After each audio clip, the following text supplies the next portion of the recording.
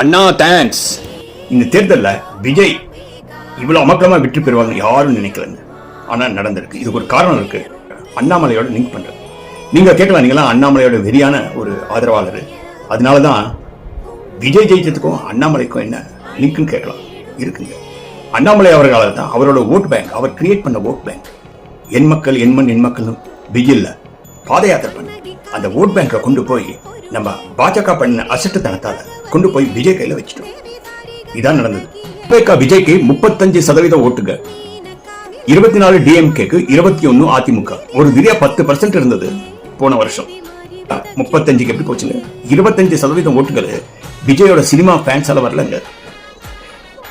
அதிமுக மேல கோவத்துல, திமுக மேல இருக்கிற கோவத்துல பாஜக பண்ணின ரகலைக்கு அசிங்கப்பட்டு எல்லாரும் சேர்ந்து விஜய்க்கு ஓட்டு போட்டிருக்காங்க.